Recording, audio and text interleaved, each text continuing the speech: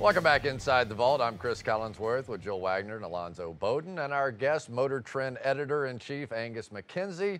And welcome. And being from Kentucky, I'm particularly excited about this next subject. You're going to talk about the Triple Crown of horse racing. I think that's great. This is going to be awesome. Correct me if I'm wrong, but the Triple Crown was 3 races: Kentucky Derby, the Preakness, and the Belmont. That's it, indeed. Been running since 1900. And I believe 11 horses have won the Triple Crown because they're long races in, what, a 5-week period or something like that. Nearly impossible to do. Nearly impossible to do. Well, auto racing also has its own Triple Crown.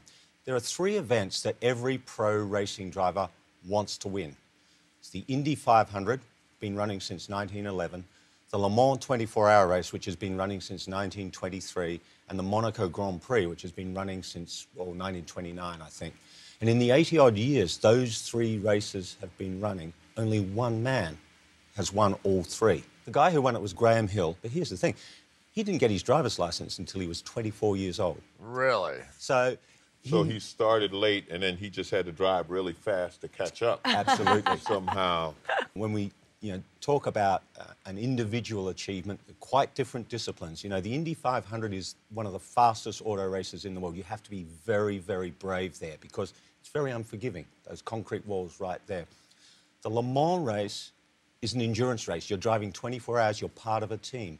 And at Monaco, you're driving through the streets of Monte Carlo, very narrow. I've driven around there in a road car, and it's like threading a needle. Do people still try for this now? I mean, do Indy 500 drivers drive in the 24 hours of Le Mans?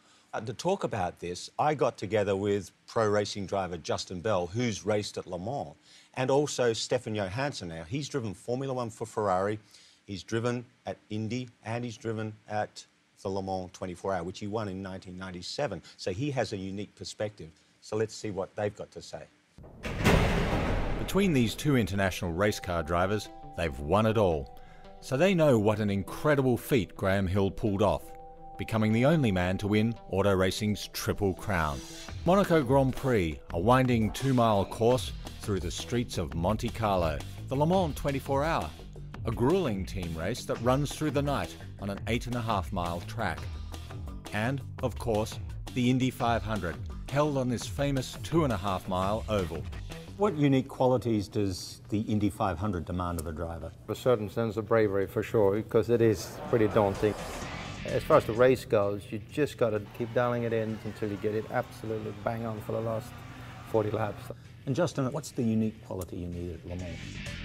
You've got to be so in tune with your car and your whole team because you don't want to be the one that makes a mistake. And it's such a long race that you can run, kind of run wide, hit a curb or do something which can lead to a problem 6 hours later, because you've done something to the car and you're like, well, it wasn't me, but actually it was. Yeah. So I think the unique quality is a mechanical sympathy, but the ability to be flat out. And Stefan, Monaco, what is it that it demands from a driver? You can't make any mistakes, and it's very easy to make a mistake in Monaco. Graham Hill is the only man who's ever won all 3 races. Was he an exceptional talent, or was he just lucky? I don't believe in luck, first of all. I think you make your own luck. I mean, if you win in Monaco 5 times, that's not luck. In those days, the cars were far less reliable than modern-day cars, so I think that shows just how good he must have been to have managed and manipulated those cars to the finish. Well, today's cars are anything but unreliable, so we have to ask, could someone actually pull off the Triple Crown again? All right, Angus, do you think this will ever be done again? Because it's starting to get split up, right? Well, it's getting tougher and tougher. The performance envelope at top-level racing is so fine now that really a driver's got to focus in on his particular discipline, whether it's Grand Prix racing, IndyCar racing, or sports car racing at Le Mans. So I think it'll be a very long time before Graham Hill's feat is ever equaled again. Well, what about other sports? I mean, can it happen in baseball? Baseball does have a Triple Crown, and it's to lead in batting average and home runs and RBIs, or in the more modern game, you lead in steroids, methamphetamines, and criminal convictions, which, it's kind of a thing that the athletes are doing now. In football, you have punt, pass, and kick. You can win the Triple Crown at age 12 and then never do it again. You just stop on top. So yeah, there are other Triple Crowns involved. Well, in other sports, though, across a discipline, I think of Jean-Claude Killy in 1968 Winter Olympics, won the downhill, the giant slalom, and the slalom. Let me stop you right now with the 1968 Olympics. With all due respect, here in the United States, we remember Olympic heroes for 1 week after the Olympics, and then back to football. And Even Michael Phelps. Even Michael Phelps sells sandwiches at Subway. And I think he swims. So once you finish your sandwich and finish the Wheaties, then we're finished with the Olympics. No, we love the Olympic athletes, but then 2 weeks after the Olympics, you're like, who? All right, well, we're coming right back with more Inside the Vault. I got a great idea for the Camaro commercial. We start in that desert. Yeah. And then it's like, bam! Whoa! Maybe it's a woman that's driving. Ooh, hot. What about a chase? Ooh, yeah, with bad guys. And a helicopter. Right, yeah, all that stuff. It's right behind her. They're catching up. And they chase her onto a roof and she flies off. Dude. Picture it. Yeah, I'm picturing disaster.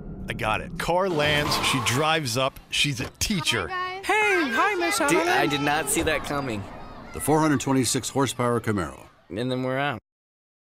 For Jill and Alonzo, thank you for watching. For more of what you see here, go to InsideTheVault.tv. I'm Cris Collinsworth. We'll see you next time, Inside the Vault.